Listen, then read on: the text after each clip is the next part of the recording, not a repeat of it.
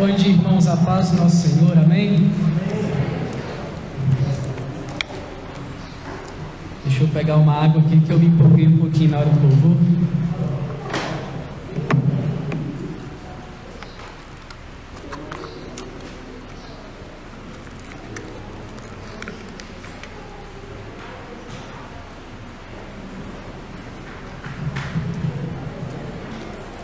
Irmãos, abram suas Bíblias no livro de Esdras, capítulo 7. Se coloque de pé, por favor, para que nós possamos fazer a leitura, se você pode.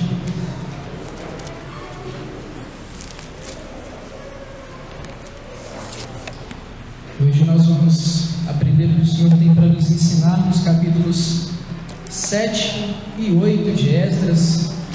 Então vamos ler alguns trechos aqui, para que possamos entender à medida que o Senhor está falando aos nossos corações. Primeiro, irmãos, vamos ler do capítulo 7, do verso 1 até o verso 10.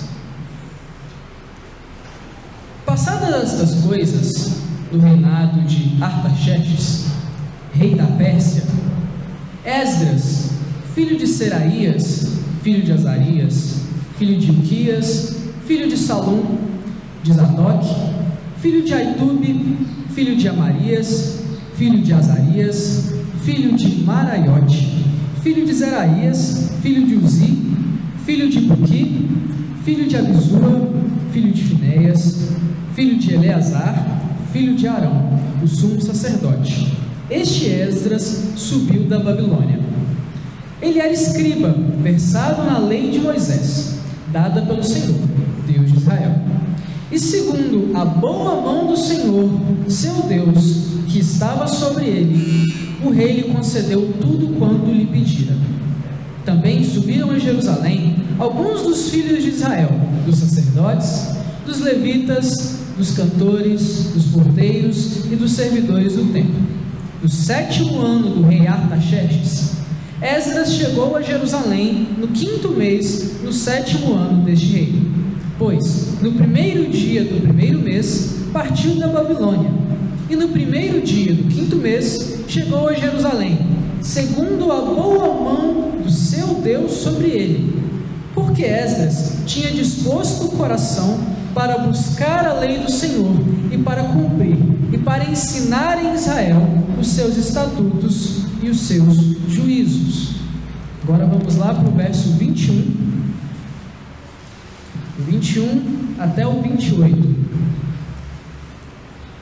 Eu mesmo, rei Artaxerxes, decreto a todos os tesoureiros que estão da além do Eufrates: tudo quanto vos pedir o sacerdote Esdras, escriba da lei do Deus do céu, pontualmente se lhe faça.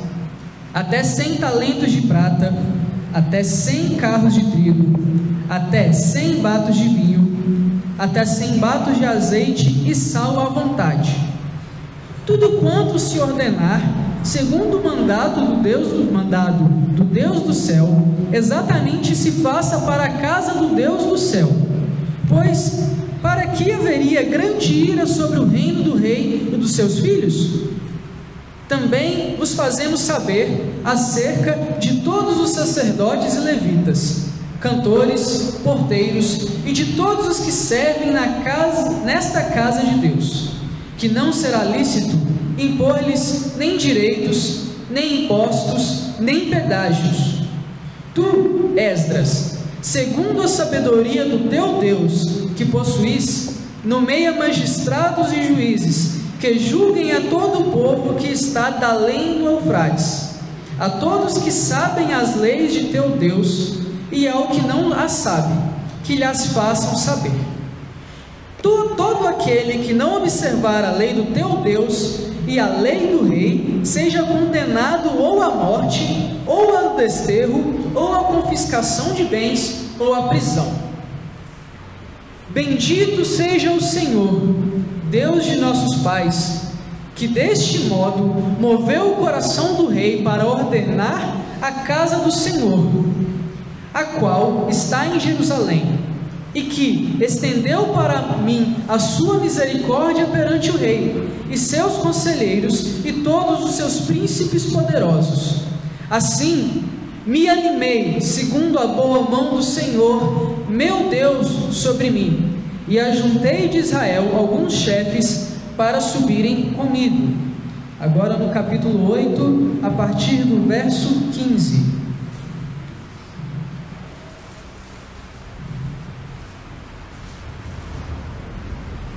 Ajuntei perto do rio que corre para Ava, onde ficamos acampados 3 dias, passando revista ao povo e aos sacerdotes. E não tendo achado nenhum dos filhos de Levi, enviei Eliezer, Ariel, Semaías, Eunatã, Jaribe, Natã, Zacarias e Mesulão, os chefes, como também a Joiaribe e a Eunatã, que eram sábios.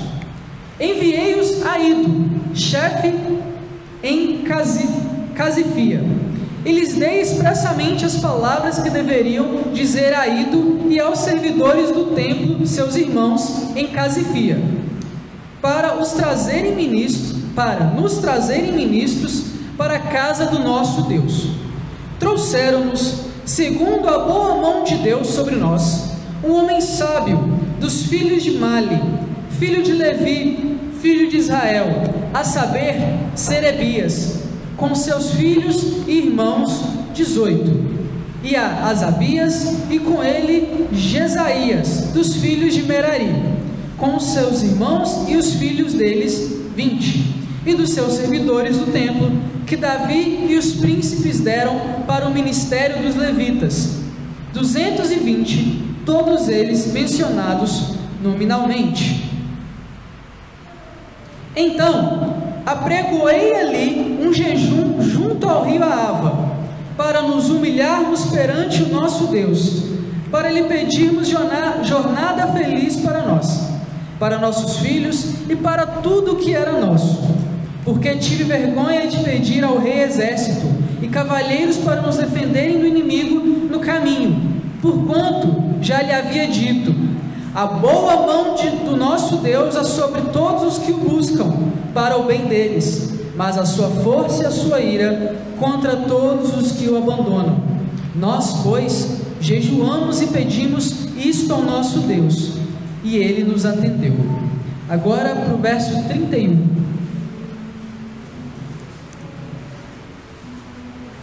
Partimos do rio Ava no dia 12 do 1º mês, a fim de irmos para Jerusalém, e a boa mão do nosso Deus estava sobre nós, e nos livrou das mãos dos nossos inimigos, e dos que nos armavam ciladas pelo caminho. Chegamos a Jerusalém, e repousamos ali 3 dias. No 4º dia, pesamos na casa do nosso Deus a prata, o ouro, os objetos, e os entregamos a Meremote, filho do sacerdote Urias. Com ele estava Eleazar, filho de Finéias, e com eles Josabade, filho de Jesua, e Noadias, filho de Binuí, levitas.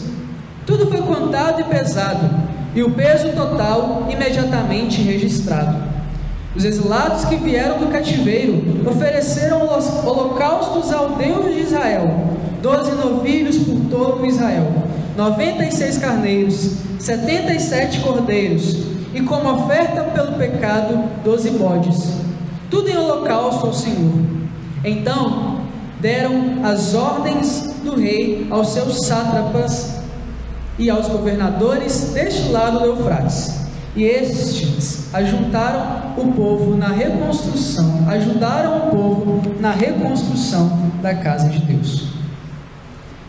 Pai, obrigado, Senhor, pela oportunidade maravilhosa de estarmos unidos aqui para aprender da Tua Palavra. Obrigado porque o Senhor é um Deus misericordioso, um Deus que tem a Sua boa mão para com o Seu povo, Pai. Um Deus que não abandona o Seu povo, nem mesmo quando o Seu povo peca, Pai. Em nome de Jesus, que o Senhor possa ter misericórdia de nós, Pai, nessa manhã. Que o Senhor possa, meu Deus, nos ensinar a Tua Palavra, nos revelar a Tua vontade para nós, Pai.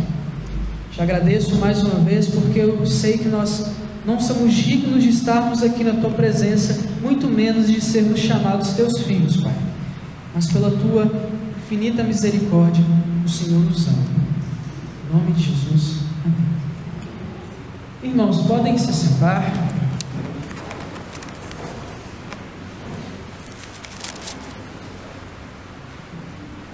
Irmão, em algum momento da sua vida, em alguma situação, ou talvez de maneira geral, a sua vida já saiu do controle? Você já teve essa percepção dela? Aquele momento que você parava para pensar e, cara, o que é que está acontecendo? Agora deu ruim, né? Talvez você tenha carteira de motorista. Já teve algum momento que você perdeu o controle do carro? Já rodou na pista? Já passou por algum acidente? Ou talvez você já foi acometido por alguma doença e percebeu que você não podia fazer nada? Isso já aconteceu na sua vida? Um dia que você pensou e parou e pensou, cara, não posso fazer nada, só esperar o que vai acontecer. Hoje nós vamos começar a estudar a segunda parte do livro de Esdras. O livro de Esdras aqui é dividido em duas partes. A primeira parte, até o capítulo 6, narra a reconstrução do templo físico lá em Jerusalém, e como o Senhor abriu as portas, usando dos reis para construir aquele templo ali, para que o povo voltasse e adorasse naquele templo, usasse aquele local como local de adoração, né? Narra a construção, liderados ali por Zorobabel e Jesua, e como que o templo foi reconstruído, e como que o Senhor esteve no controle disso. E agora, a partir do capítulo 7, nós vamos aprender como que o Senhor acaba de retirar o seu povo ali do exílio babilônico. Durante a reconstrução do templo, algumas pessoas já haviam retornado junto ali com Zorobabel, alguns já haviam retornado para trabalhar na reconstrução do templo, mas o Senhor agora acaba de retirar o seu povo da Babilônia. E nós vamos aprender como que a boa mão de Deus estava no controle durante esse tempo. Como que a boa mão de Deus foi para com o seu povo, e como que a boa mão de Deus age para com o seu povo, né? Às vezes nós ouvimos dizer a boa mão de Deus e temos uma noção errada de como a boa mão de Deus age. Nós devemos nos lembrar aqui da pregação de semana passada, quais são os intentos e onde está a fidelidade do Senhor, a quem o Senhor é fiel. E a partir disso é que Ele age com a sua boa mão. E a primeira coisa que nós vamos observar é como que Deus está com a sua boa mão no controle do seu povo. Olha só, parece até redundante dizer isso, mas é muito importante saber que a boa mão de Deus está no controle do seu povo. E ela não só está no controle do seu povo, mas está no controle do seu povo durante todo o tempo. Não simplesmente quando nós somos abençoados ou quando o Senhor nos dá coisas boas, mas durante todo o tempo da nossa vida, o Senhor está com a sua boa mão sobre nós. Prova disso é que, primeiro, como que aquele povo foi parar na Babilônia? Afinal de contas, como que eles foram parar lá? O que aconteceu que aquele povo foi parar em Babilônia? Vamos voltar aí em 2 Crônicas 36, do 15 ao 17. É o livro imediatamente anterior.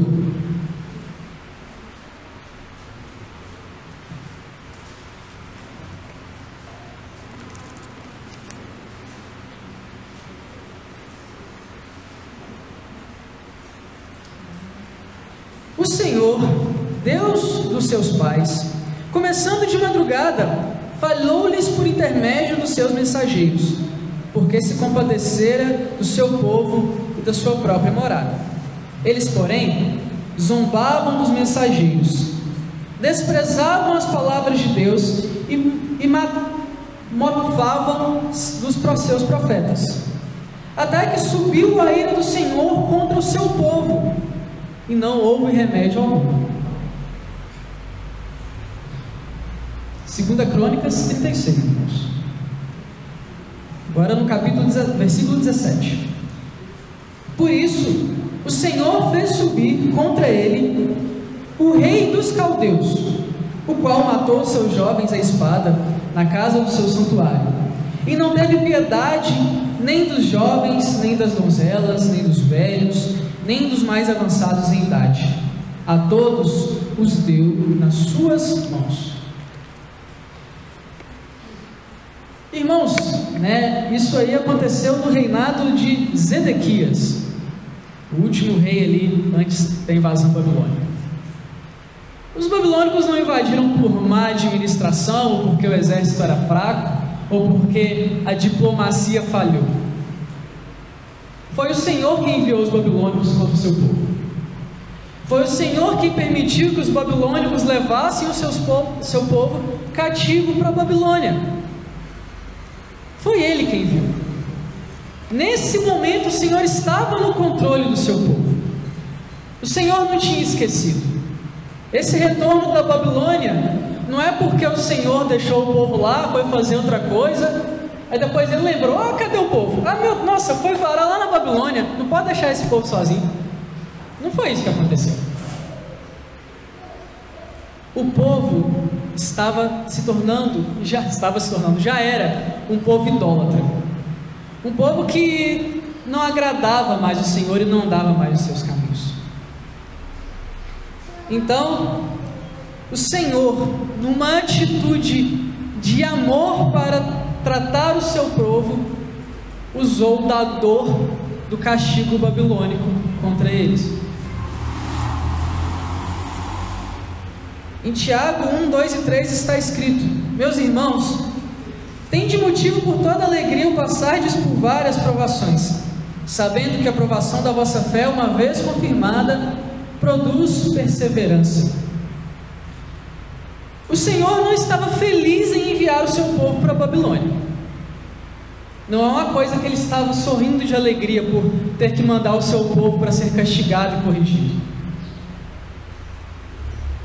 O Senhor não fica feliz e alegre quando nós temos dificuldades na nossa vida, quando a coisa aperta, quando nós temos que sofrer. O sofrimento na nossa vida é consequência do pecado, mas o Senhor permite nas nossas vidas que o sofrimento aconteça para que nós nos lembremos que nós precisamos dele. O povo foi enviado para a Babilônia para que ele se lembrasse de que ele precisa do Senhor, que a idolatria deles não ia salvá-los, que a idolatria deles não ia cuidar deles, que os falsos deuses a quem eles estavam cultuando não era quem assegurava a vida deles. O Senhor precisou lembrá-los quem era Deus. O Senhor precisou lembrá-los quem era que cuidava deles e quem é que estava no comando, e quem é que tinha a boa mão sobre eles, e quem que poderia salvá-los.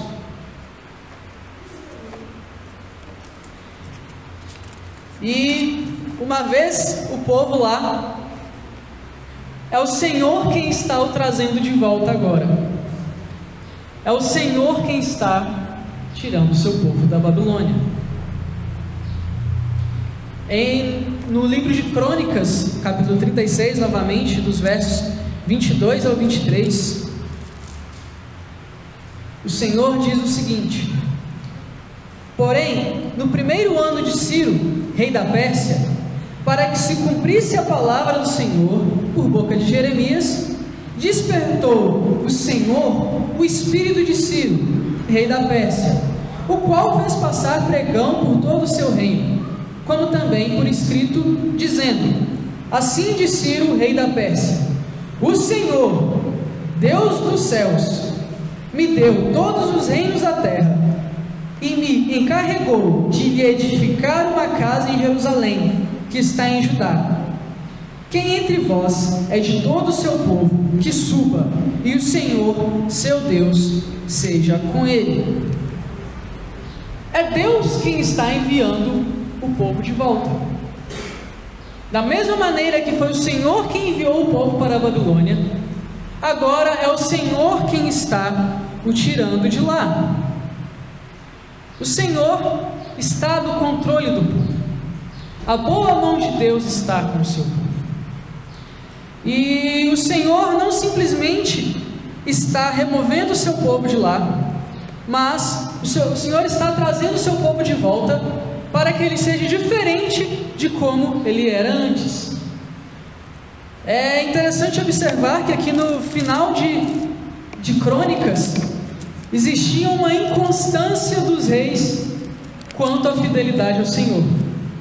No final de Crônicas está assim: e tinha rei tal e ele foi fiel ao Senhor, e o outro lado não foi. Aí apareceu um que foi fiel, e apareceu aí mais dois que não eram fiéis ao Senhor, até que no último reinado, num rei que não foi fiel ao Senhor, no reinado de Zedequias, foi que o Senhor enviou a Babilônia.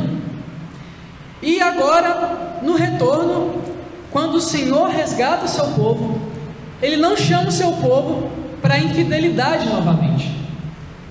Uma vez enviado o seu povo para a Babilônia e o Senhor o resgatando, ele não quer que o seu povo volte para se manter como ele estava lá. Vamos ler o verso 28, versos 9 e 10 do capítulo 7. Pois, no primeiro dia do primeiro mês, partiu da Babilônia, e no primeiro dia do quinto mês, chegou a Jerusalém, segundo a boa mão de seu Deus sobre ele. Porque Esdras tinha disposto o coração para buscar a lei do Senhor, e para cumprir e ensinar em Israel os seus estatutos e os seus juízos. O Senhor levanta então uma liderança para o seu povo agora. O Senhor levanta um profeta que vai liderar o seu povo nesse retorno. E diferente daqueles reis quais o povo seguiram, o Senhor levanta um profeta que vai ensinar o povo a sua palavra, que vai ser fiel à sua palavra. Muitos líderes são seguidos. Os reis eram seguidos, os reis influenciavam o povo de Israel a não ser fiel a Deus. Enquanto esses líderes eram seguidos, o povo se tornava idólatra. E o líder qual o Senhor quer que o seu povo siga é o líder que evangeliza, que ensina o evangelho, que ensina as palavras da verdade. O Senhor levantou o seu líder. O Senhor levantou ali Esdras para pregar a palavra de Deus. Não é porque Esdras era especial, não é porque Esdras era melhor que os outros, mas é porque Esdras levava a palavra de Deus, e o Senhor tinha colocado no coração de Esdras que ele deveria pregar a sua palavra. Em Timóteo 4, 3 e 4 está escrito: pois haverá tempo em que não suportarão a sã doutrina, pelo contrário, cercar-se-ão de mestres segundo as próprias cobiças, como que sentindo coceira nos ouvidos, e se recusarão a dar ouvidos à verdade, entregando-se às fábulas. Essa carta de Timóteo foi escrita quase 500 anos depois desse episódio, e ela ainda está falando de coisas que iriam acontecer, só que parece que ele estava falando desse povo que estava lá atrás. O povo que estava lá atrás, antes de ser mandado para a Babilônia, não ouvia os profetas. Quando Nabucodonosor foi e dominou o povo, o profeta Jeremias estava lá pregando. O profeta Jeremias estava lá dizendo ao povo que ele precisava se arrepender e voltar aos caminhos do Senhor. Mas não foi a Jeremias que o povo seguiu. O povo seguiu aos seus reis que eram maus. O povo seguiu aos reis que não cumpriam a vontade de Deus, que eram contra a vontade de Deus.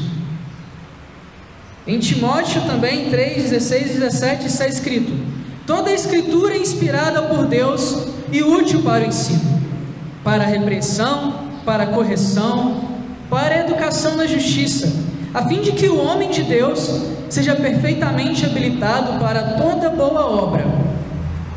E em João 15,14 está escrito, Jesus disse isso: vós sois meus amigos se fazei o que eu vos mando. A palavra de Deus, conhecer a palavra de Deus, é a única maneira de saber o que é que nós devemos fazer para agradar a Deus, para sermos perfeitos, para sermos santos. E Jesus deixa muito claro que é amigo dele somente aquele que faz o que ele manda, e a vontade de Jesus está revelada na palavra. É interessante observar que se é amigo de Jesus, amigo de Deus, o que faz o que ele manda, aquele povo, apesar de ser chamado povo de Deus, não fazia o que Deus mandava. Ele era o povo de Deus, mas não estava fazendo o que Deus mandava. É por isso que ele foi parar na Babilônia. Logo, o povo de Deus, o povo que Deus tinha tomado como sua propriedade, estava agindo como um inimigo de Deus. Não existe um meio termo para o Senhor. Ou você é amigo, ou você é inimigo. Se amigos são os que fazem o que o Senhor manda, os que não fazem, logo são inimigos. O povo de Deus estava se portando como um inimigo de Deus. Assim como a Babilônia, que era um símbolo do mundo, inimiga de Deus, o povo de Deus também se portava como um inimigo de Deus. O povo de Deus procurava ser como a Babilônia era. Ele não estava procurando ser como o Senhor queria que ele fosse. Conhecer a Deus, saber que Deus existe, saber que Ele tem a vontade para nós, e até mesmo ser chamado de povo de Deus, ser chamado de crente, não significa que nós somos amigos de Deus. Se os outros olham para nós e dizem: olha, ele vai na igreja, ele é crente, mas nós não fazemos o que o Senhor manda, nós não andamos de acordo com a vontade do Senhor, nós não podemos ser chamados amigos de Deus. E mesmo que Deus haja através de nossa vida, mesmo que Deus faça coisas através de nós, isso não significa que nós somos amigos de Deus.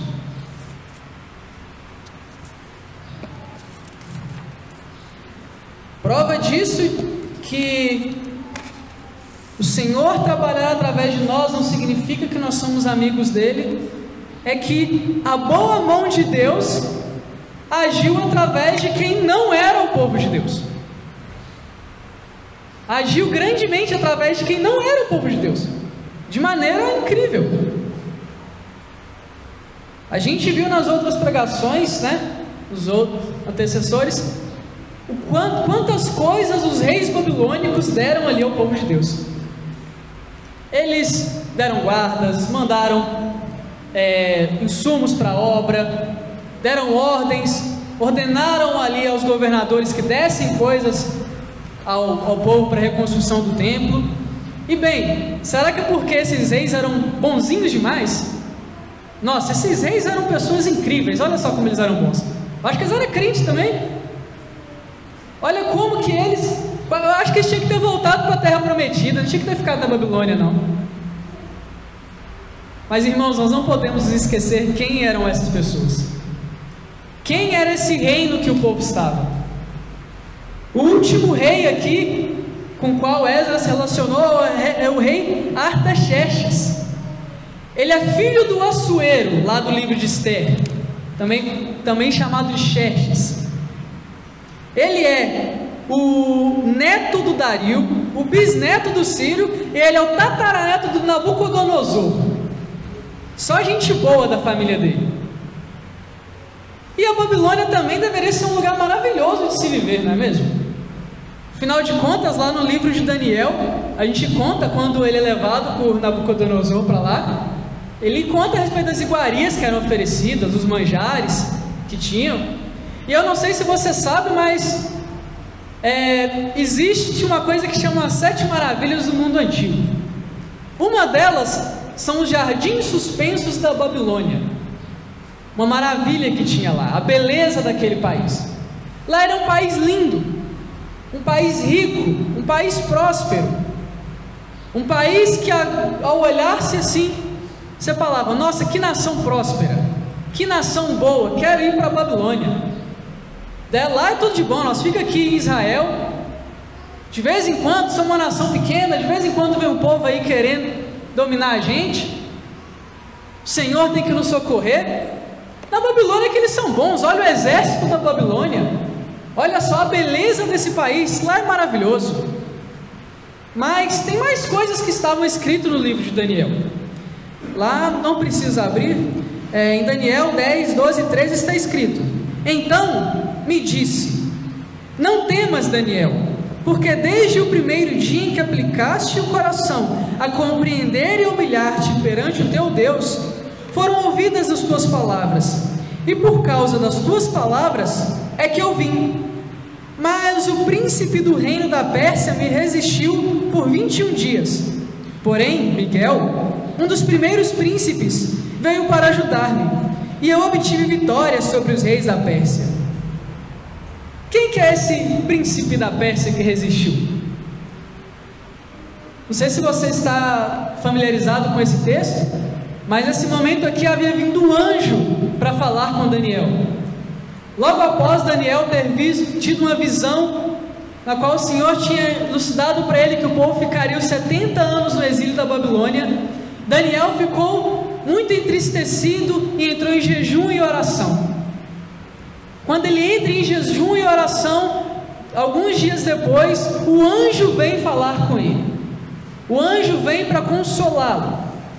E o anjo vira para ele e fala assim: olha, eu estava vindo para te consolar, mas o príncipe da Pérsia me resistiu, ele não queria deixar eu chegar aqui. Tinha alguém contra mim no caminho. E quem estava no caminho não eram os reis, não era o exército, era um anjo que estava chegando ali, não podia ser um exército comum. Quem estava no caminho era uma potestade que influenciava nos governos persas.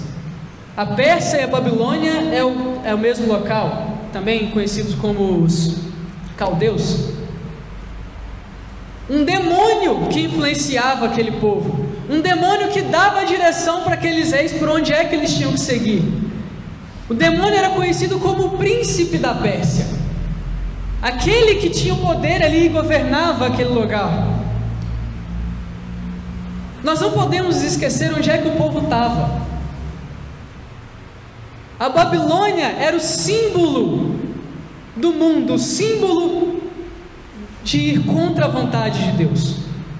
Era ali que o povo estava.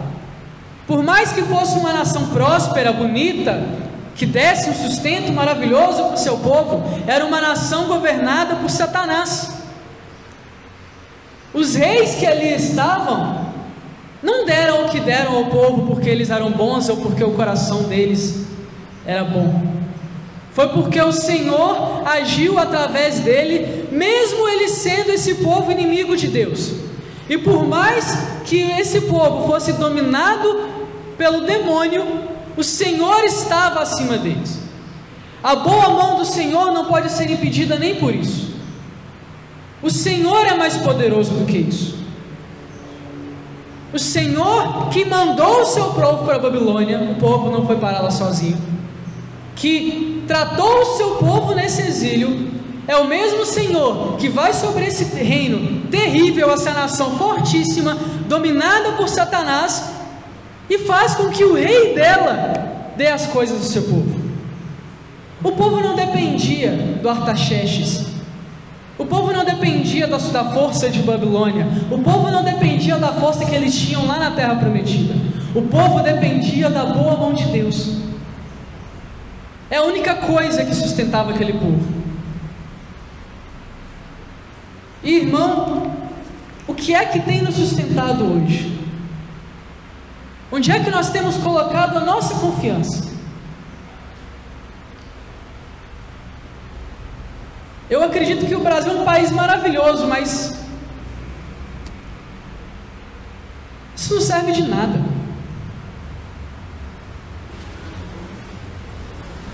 Quem que são os nossos líderes? Os nossos governantes, nossos presidentes, nossos governadores? É alguém crente que está lá? Quando a gente vai eleger, é alguém crente que a gente vai votar? Eu não conheço nenhum até hoje que tenha se comportado como tal, se apresentado verdadeiramente como tal.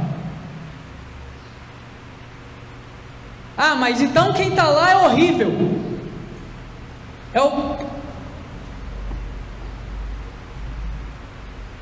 Não interessa, irmãos, quem está no poder.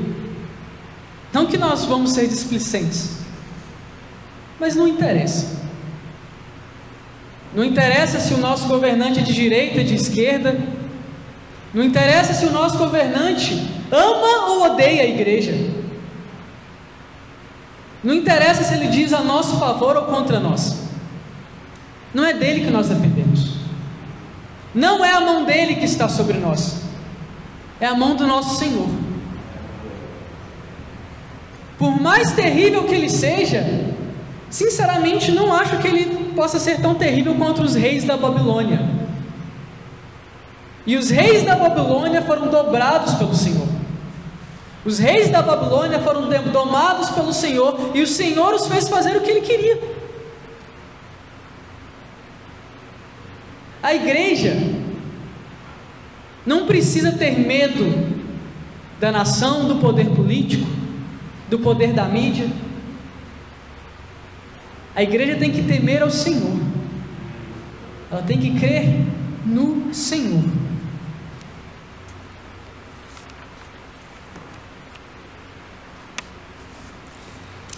Irmãos,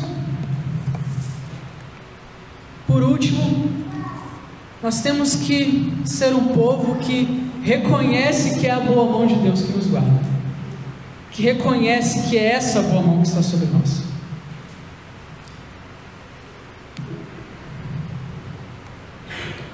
No capítulo 7, verso 6, parte B, está escrito: e segundo a boa mão de Deus, seu Deus que estava sobre ele, o rei lhe concedeu tudo quanto lhe pedira. No verso 28, parte B também: assim me animei. Inclusive, irmãos, a melhor tradução para esse me animei é fui animado. Fui animado pelo Senhor. E assim me animei, fui animado, segundo a boa mão do Senhor, meu Deus, sobre mim, e ajuntei Israel e alguns chefes para subirem comigo. No capítulo 8, verso 18: trouxeram-nos, segundo a boa mão de Deus sobre nós, um homem sábio, dos filhos de Mali, filho de Levi, filho de Israel, a saber, Serebias, com seus filhos e irmãos. 18. No 8, 22, parte B: a boa mão do nosso Deus é sobre todos que o buscam, para o bem deles, mas a sua força e a sua ira para todos os que o abandonam. No 8, 31, parte B: e a boa mão do nosso Deus estava sobre nós, e livrou-nos das mãos dos inimigos e dos que nos armavam ciladas pelo caminho. Esdras, o autor desse livro, ele reconhece que é a boa mão do Senhor que estava sobre eles. Em momento algum ele atribui tudo o que acontece ou ao rei, ou ao povo, ou a ele, ou aos líderes, ou a qualquer outro.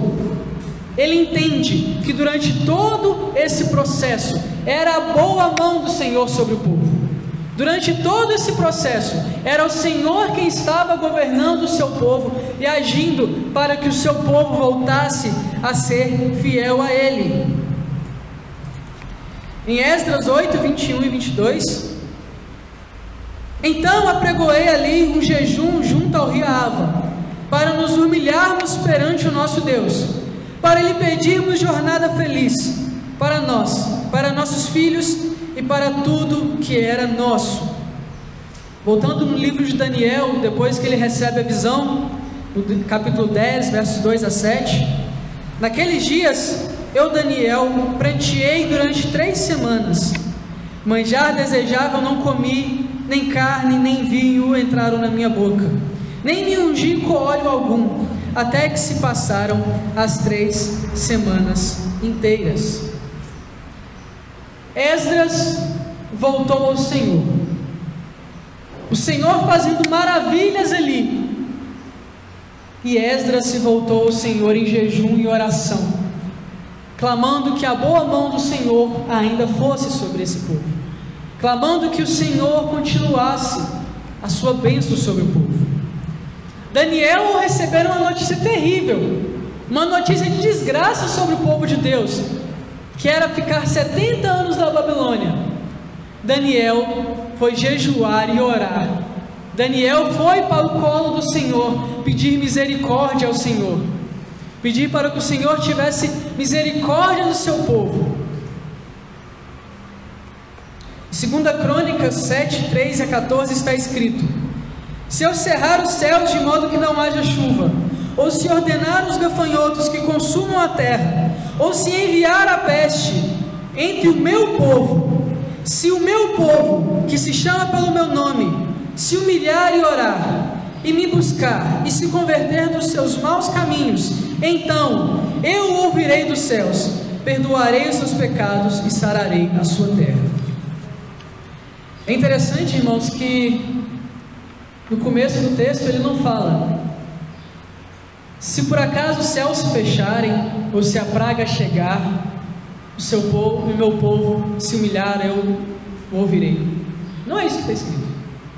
Está escrito: se eu cerrar os céus, de modo que não haja chuva, ou se ordenar os gafanhotos que consumam a terra, ou se enviar a peste entre o meu povo, se o meu povo, que se chama pelo meu nome, se humilhar e orar e me buscar, e se converter dos seus maus caminhos, eu o ouvirei dos céus, perdoarei os seus pecados e sararei a sua terra. A provação é enviada por Deus. O tempo difícil é enviado por Deus. As dificuldades vêm de Deus. Mas sabe por que Ele permite isso? Porque Ele quer que o seu povo se humilhe e ore. Ele quer que o seu povo reconheça que é a boa mão dEle. É isso que Ele quer. O Senhor quer que o seu povo se humilhe, ore e clame a misericórdia dEle. Nós temos uma tendência muito grande a querer andar sozinhos. Nós temos uma tendência muito grande a querer fazer as coisas, a querer ser alguém, ser alguma coisa, a nos ajuntarmos aqui para construir uma torre e elevar o nosso nome. A nossa tendência para isso é muito grande. E toda vez que nós nos voltamos para nós mesmos, o Senhor vem e nos corrige para que nós voltemos para Ele.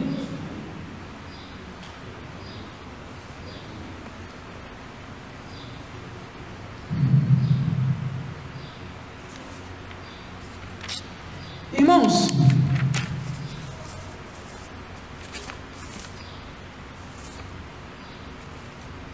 nos últimos cultos, quantas vezes nós ouvimos o texto de Tiago 4, que diz que nós oramos e não recebemos porque pedimos o mal, para esbanjar nos nossos prazeres. Eu me lembro que no mínimo, nos últimos 3 cultos nós ouvimos isso. No mínimo. Eu me lembro de estar sentado aqui e o pregador citar esse texto. Nós estamos fazendo bodas de ouro esse ano. Glória a Deus por isso. 50 anos de nona igreja. 50 anos desse povo que se une aqui. E qual que é o tema do nosso ano?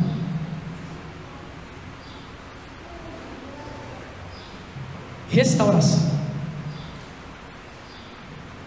Qual é o livro que nós começamos o ano pregando? Esdras, a restauração do templo. O povo que estava voltando da Babilônia.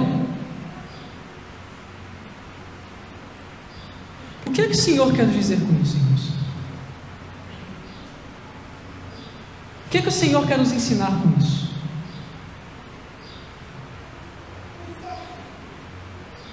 O que tem de errado que talvez as nossas bodas de ouro não está sendo um ano de, ano de ação de graças? Porque nós não somos povo de Deus? Porque a boa mão do Senhor não está sobre nós? Afinal de contas, por que nós estamos restaurando? Afinal de contas, por que nós fomos pregar Esdras, a volta do exílio da Babilônia? Existe alguma coisa no nosso meio que nós precisamos restaurar, irmãos? Existe alguma coisa na sua vida que você precisa restaurar? Não sei se você se lembra, mas assim como esse ano, o Senhor falou através dos pregadores várias vezes esse texto de Tiago. No final do ano passado, mês de novembro, dezembro, o que não saía da boca do nosso pastor era a capa de Acã que podia estar no nosso meio.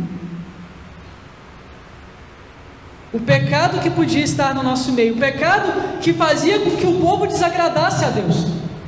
Todo aquele povo era um povo de Deus, mas existia pecado no meio daquele povo. Um só, um único, estava trazendo a condenação sobre aquele povo. E eu não sei quanto a vocês, irmãos, mas o Senhor me confrontou muito. E Ele me jogou na cara que aquela capa podia ser minha, que aquele pecado que estava sentado nesse banco aí era o meu. E agora, irmãos, o Senhor tem nos confrontado, tem me confrontado com a busca dEle. Irmãos, é inegável que a boa mão do Senhor está sobre nós. Quantas coisas a nossa igreja já fez e quantas coisas a nossa igreja faz, irmãos? Quantas coisas o Senhor fez através da nossa igreja e está fazendo, irmãos? Quantas coisas, irmãos? Quantas bênçãos o Senhor tem ministrado em nossas vidas? Mas, irmãos, nós temos buscado esse Deus como nós devemos? Se nós oramos e não recebemos, é porque temos orado mal. O que é que nós temos pedido nas nossas orações? O que é que eu peço lá na minha casa quando eu vou clamar ao Senhor? O que é que você pede quando você se ajoelha e clama ao Senhor?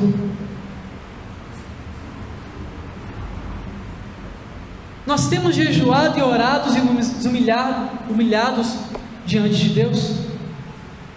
Nós temos reconhecido que nós precisamos desse Deus mais do que qualquer outra coisa, que só Ele pode restaurar as nossas vidas? Nós temos feito isso, irmãos?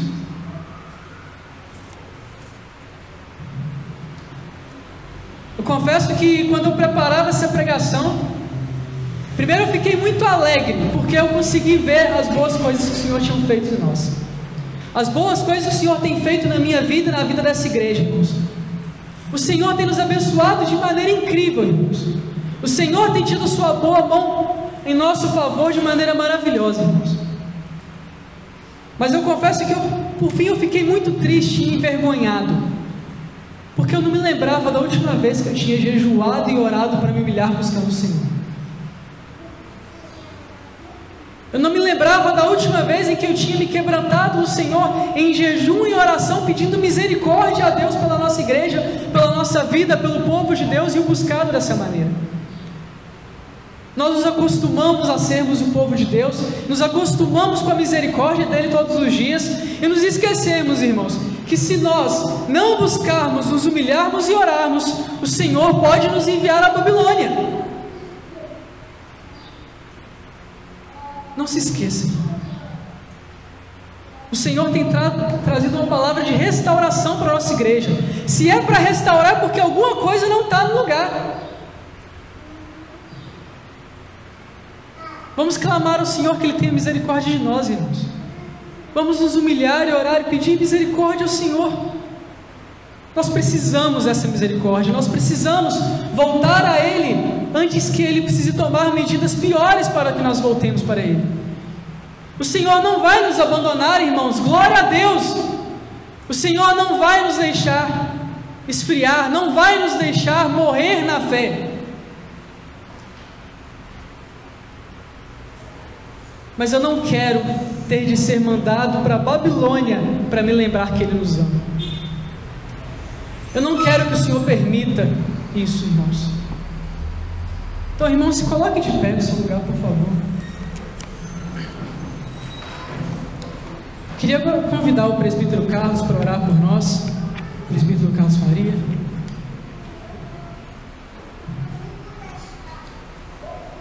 E clamar ao Senhor misericórdia pela nossa igreja, e que Deus possa nos restaurar.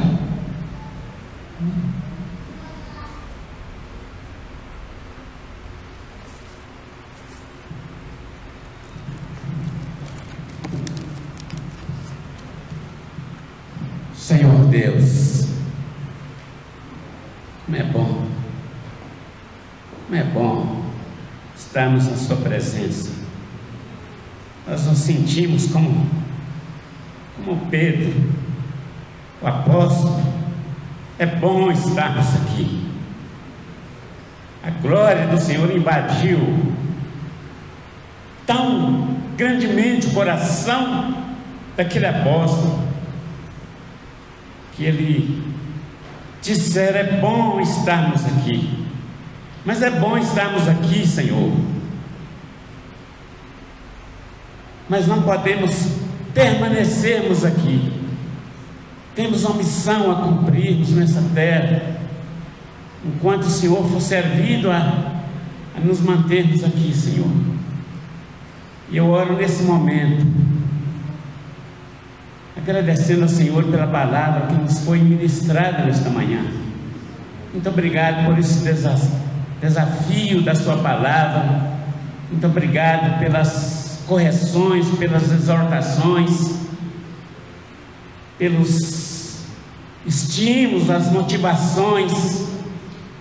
E sabemos, ó Deus, também que temos o Senhor que luta ao nosso lado, aquele que está à frente, aquele que está nos guiando, nos direcionando a uma vida plena. E é bom também, Senhor, quando nós ouvimos um servo do Senhor reconhecer que haviam se esquecido do tempo que jejuara, que orara, humilhando diante do Senhor. É bom, Senhor, vermos assim irmãos interessados em seguir essa carreira espiritual plena na Sua presença. Obrigado, Deus, porque sem saber, creio eu, o irmão, de que na sexta-feira um presbítero nos convocava, todos os presbíteros, para jejuar um dia apenas na semana. É o Espírito Santo do Senhor trabalhando. Oh Deus, restaura-nos, Pai. Ainda há esperança para Israel, ainda há esperança para a nona igreja, ainda há oportunidade. Nós não fomos levados para a Babilônia. O Senhor está, como disse o teu servo, não permitindo que isso aconteça, está dando um tempo, uma oportunidade para nos mudarmos aqui diante do Senhor. E esta manhã a oportunidade é hoje é o dia aceitável da salvação. Se ouvirdes a voz do Espírito Santo, não endureçais o vosso coração. Esse é o dia de amolecermos o coração e nos derramarmos diante da Sua presença, Senhor. Tem misericórdia de nós, que esses 50 anos, ó Deus, possa prosseguir agora, ó Deus, em direção a um centenário, quem sabe, de uma mudança, de algo transformador na vida da nova igreja. Que nós possamos experimentar, Senhor, em nome de Jesus, dias abençoadores, dias abençoados, dias em que, ó Deus, nós venhamos a ver crianças transformadas, jovens transformados, adolescentes com uma motivação diferente, adultos, meu Deus, se derramando diante do Senhor e sentindo que quer mais. Precisamos de mais. Toca no nosso meio, Senhor, com o Espírito Santo nessa hora, e restaura a nossa vida. Oh Deus, se o Senhor não estivesse ao nosso lado, Israel que o diga. Quando o Senhor restaurou a sorte de Sião, ficamos como quem sonha. Deus amado, é isso que queremos, meu Pai. Essa alegria que teu povo experimentou no passado, seja isso continuamente na nossa vida, para a glória do teu nome. Obrigado pela motivação do pastor Enoque. Muito obrigado pela visão do teu servo, de começar um ano assim, Senhor, buscando livros que nos inspiram, livros que nos mostram como nós podemos caminhar com o Senhor. Ajuda a nona igreja, tem misericórdia de nós, é o que nós clamamos ao Senhor agora, em nome de Jesus. Amém, Senhor, amém.